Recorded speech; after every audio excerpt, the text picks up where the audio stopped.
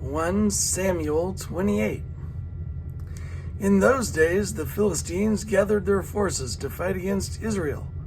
Achish said to David, "You must understand that you and your men will accompany me in the army." David said, "Then you will see for yourself what your servant can do."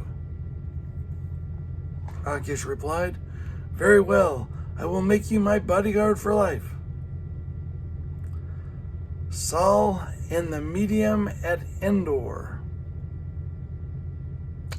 Now Samuel was dead, and all Israel had mourned for him and buried him in his own town of Ramah. Saul had expelled the mediums and spiritists from the land. The Philistines assembled and came and set up camp at Shunem.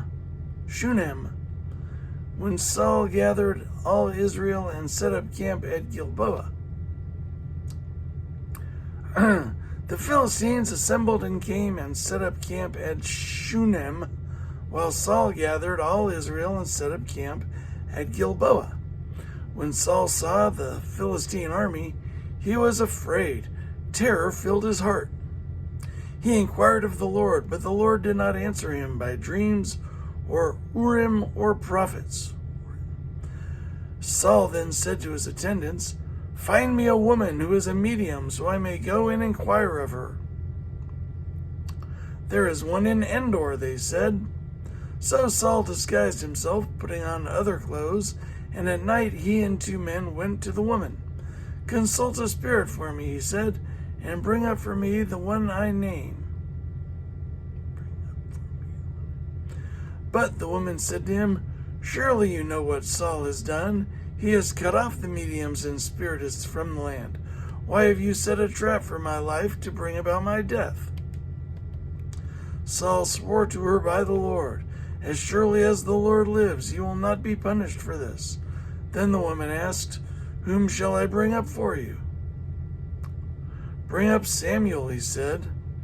When the woman saw Samuel, she cried out at the top of her voice and said to Saul, "Why have you deceived me? You are Saul." The king said to her, "Don't be afraid. What do you see?" The woman said, "I see a ghostly figure coming up out of the earth." "What does he look like?" he asked. "An old man wearing a robe is coming up," she said. Then Saul knew it was Samuel, and he bowed down and prostrated himself with his face to the ground. Bowed down and prostrated himself with his face to the ground.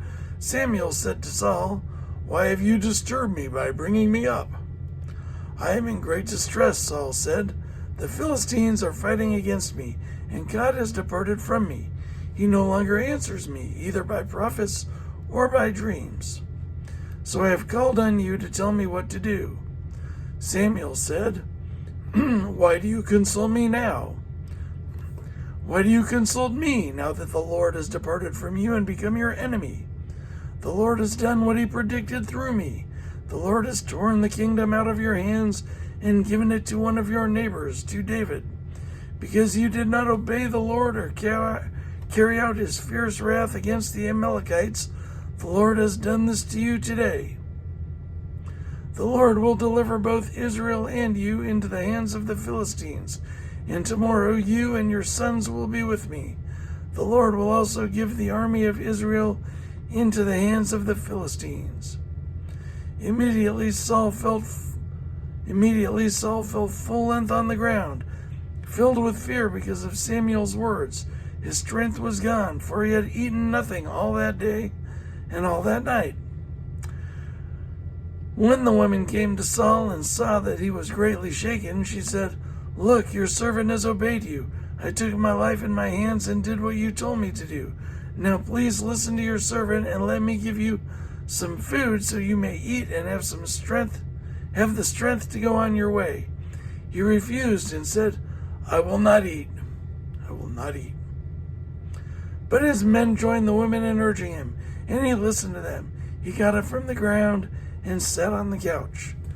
The woman had a fatted calf in her. The woman had a fattened calf at her house, which she butchered at once. She took some flour and kneaded it and baked bread without yeast.